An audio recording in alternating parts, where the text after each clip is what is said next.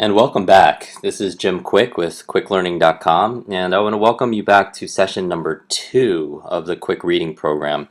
Now, I have to congratulate each and every one of you for going through here and honor your commitment. Most people, as you know from the studies that I've talked about, they don't, 90% of the people who go out and buy a book never get to the second chapter, which means they never get past really reading the first chapter.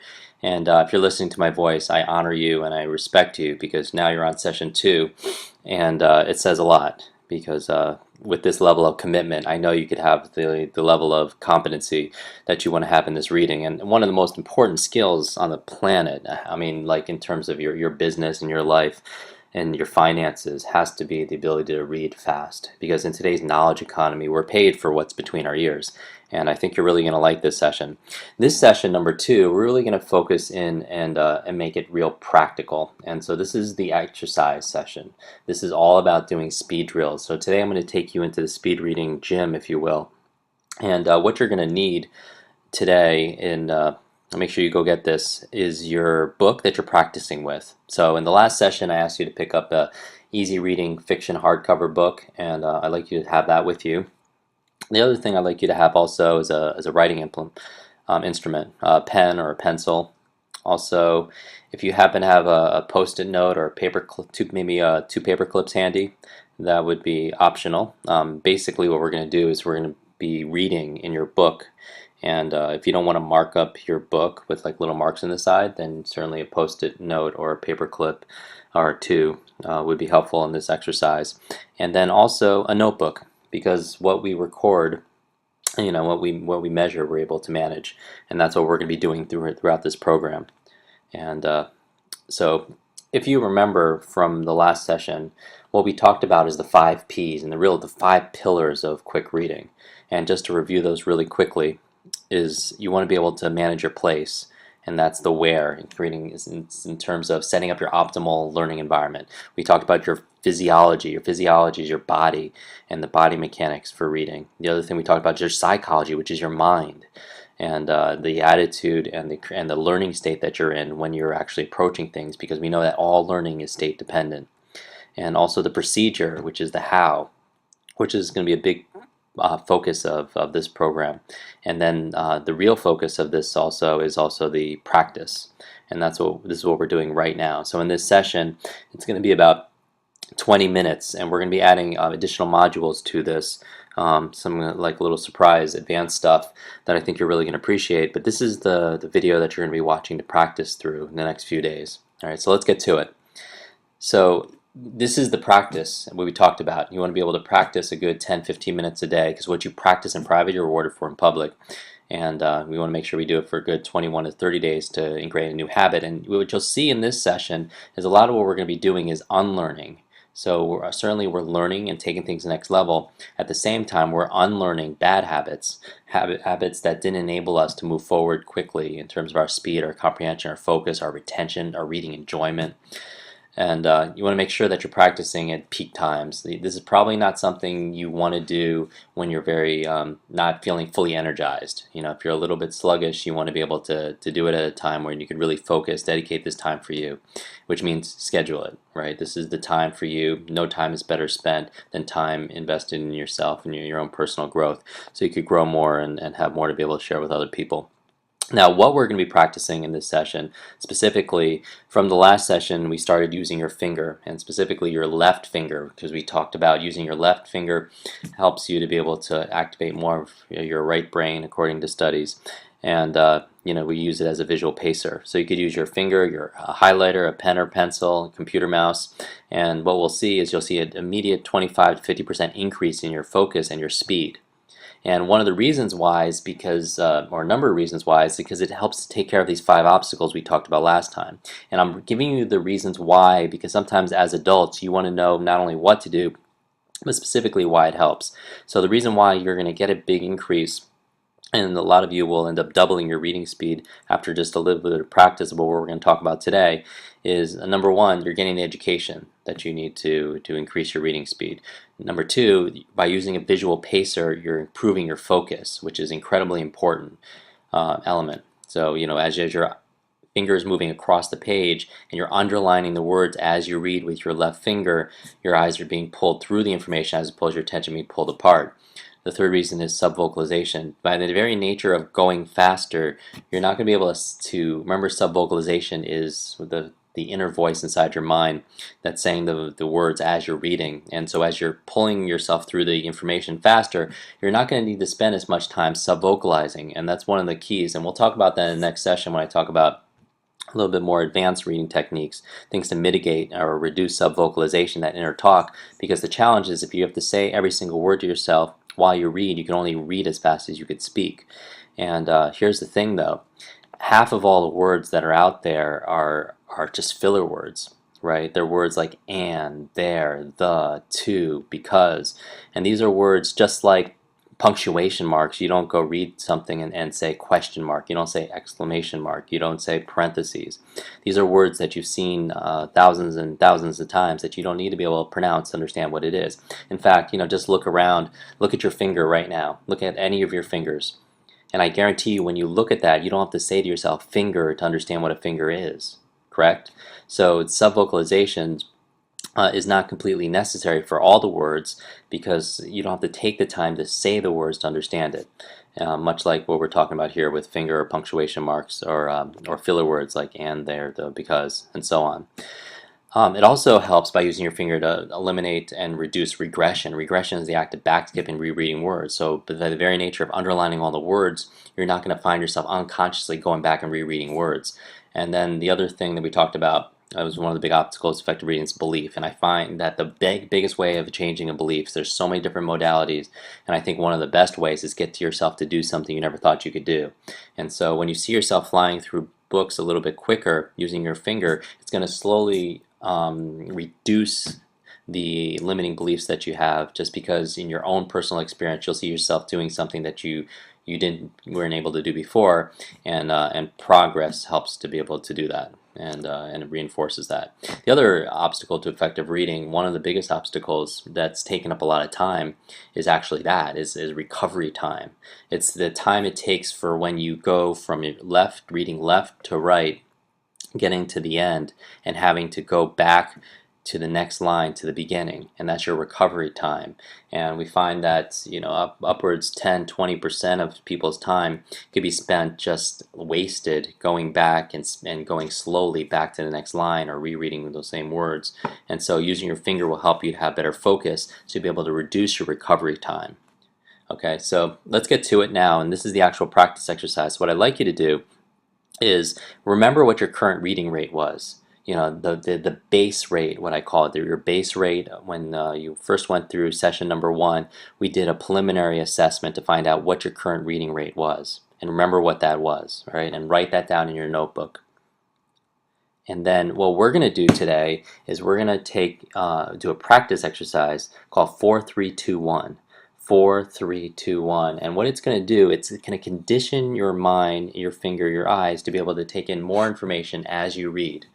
Okay, practice exercise 4-3-2-1, and basically what we're going to do is I'm going to have you read for 4 minutes, mark as far as you could read, and then read for 3 minutes the same material, but you have to read it in 3 minutes. And then I'm going to ask you to read that same material in 2 minutes, and then I'm going to ask you to read the same material in 1 minute.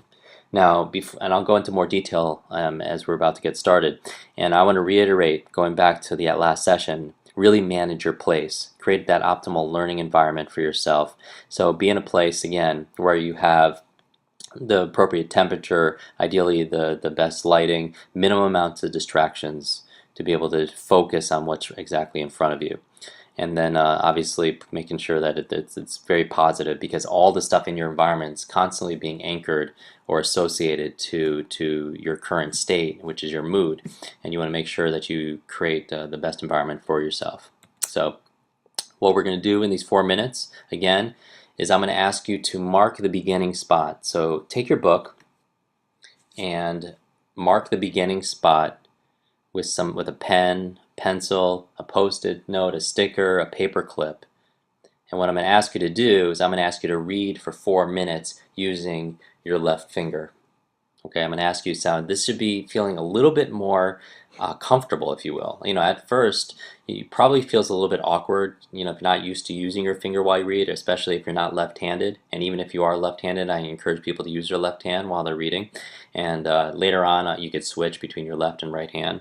But I'm asking you to underline the words with your left hand, and you're looking directly above your finger to figure out what you're reading. And I want to make sure also, as you go faster, you probably don't want your finger just sliding on the page of the book, on the paper itself. What you'll find is, as you go faster and faster, there's this thing called friction.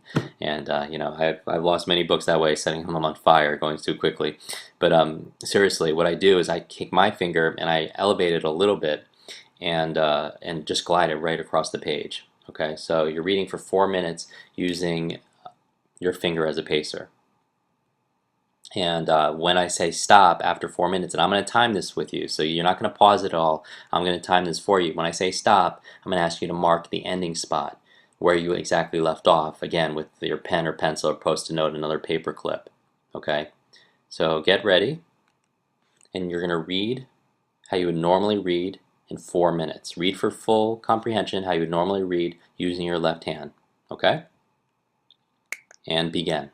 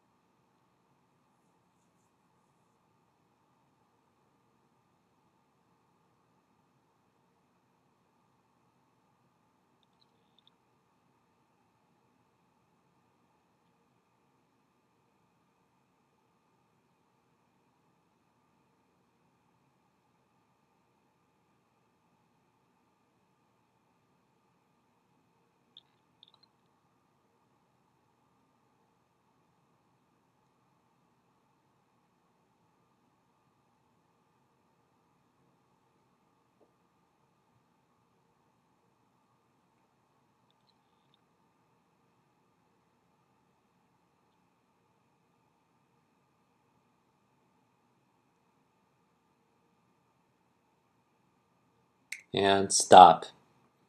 Excellent. So how'd that feel? Good? I assume using your left finger gets a little bit more comfortable as we're going through this. So what you just did right now is you read for 4 minutes. What I'm going to ask you to do is put a little mark in the margin where you left off, or put a little post-it note, or a sticker, or a paper clip, and I want you to notice what you read there. Okay, now you're reading for comprehension, but now I want to delineate and make a little separation of understanding what we're talking about. There's a difference between reading something and practicing. Okay, what I just asked you to do was to read. Now what we're going to do from now on, after this, the next few drills, is to really practice. And when we're practicing, we're going to be practicing for speed. So your comprehension will likely go down a little bit. But here's the thing. The key for this is it's hard to practice both at the same time.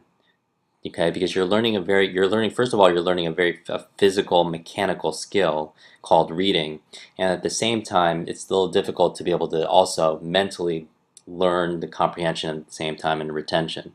So what I'm going to ask you to do, what we're practicing, is getting the mechanics down, getting your mind used to absorbing the information, getting your eyes used to following your finger as you read. And then once that's in place and we know how to increase your speed, then I'm going to move over to comprehension. All right, so what I'm going to ask you to do here is remember the physiology. All right,